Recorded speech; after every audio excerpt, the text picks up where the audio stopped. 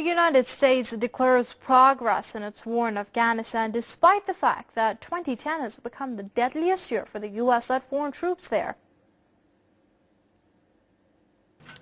In pursuit of our core goal, we are seeing significant progress. Today, al-Qaeda's senior leadership in the border region of Afghanistan and Pakistan is under more pressure than at any point since they fled Afghanistan 9 years ago. Obama made the comments while releasing the War Strategy Review in Afghanistan. He said the U.S. plans to begin troop withdrawal from Afghanistan in July 2011 and end its combat operations in 2014. The U.S. president said al-Qaeda militants are at their weakest in Pakistan. He added, however, that progress in Pakistan has not come fast enough to root out terrorists. The War Strategy Review comes at a time when civilian and foreign military casualties are at the highest this year. However, the International Committee of the Red Cross has warned that more fatalities are expected in 2011. Since Joint Chief of Staff Chairman Admiral Mullen is in Afghanistan. Well, to discuss this further, we're being joined by Richard Becker with the Answer Coalition all the way from San Francisco. Many thanks for joining us here on Press TV, sir. Now, though the Afghanistan report claims al-Qaeda is weaker and under pressure, it also admits that the Pak-Afghan are bases for the group that attacked the U.S. Doesn't that cancel out the former claim by default? Well, yes, of course it does. And just 3 days ago, President Obama's chief envoy for Afghanistan and Pakistan, Richard Holbrooke, died. And according to the accounts of what happened just before he went into his final surgery, he was having a discussion with the medical team. They told him to relax. He said, "I can't relax," because he said he was so worried about Afghanistan and Pakistan.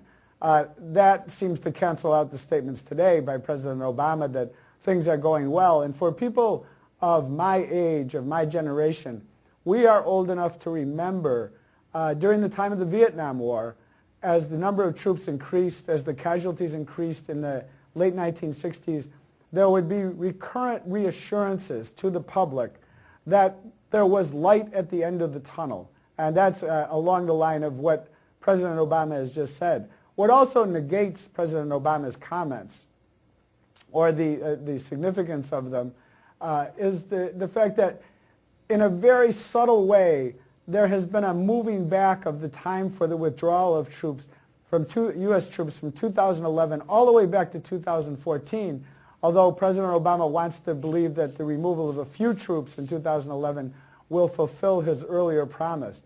But very, very clearly, the top officials, military and civilian officials who are being at all honest about this, are very doubtful about where the war is at this point.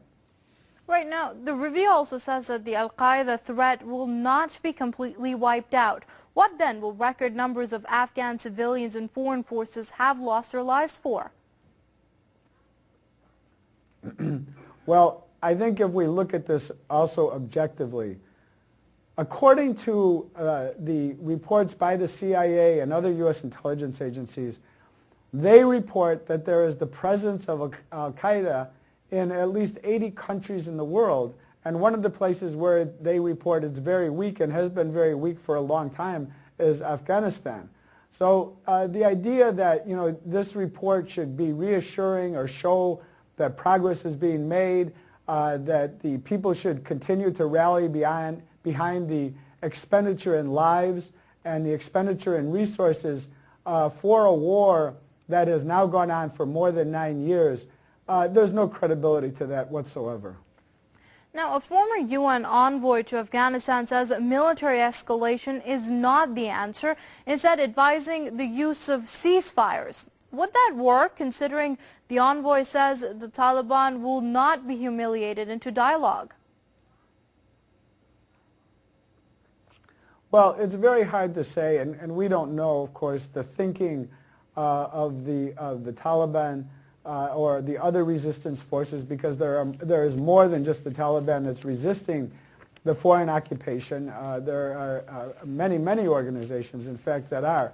But the real answer is a clear one, and there really is only one answer, and that is for the U.S. and NATO forces to be withdrawn from Afghanistan as well as from Pakistan, an end to the drone attacks that take such a tremendous toll on both sides of the border.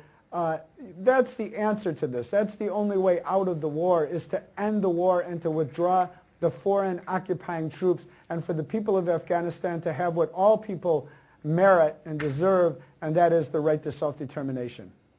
Right, we're going to have to leave it there. Many thanks for your comments. That was Richard Becker with the Answer Coalition speaking to us from San Francisco.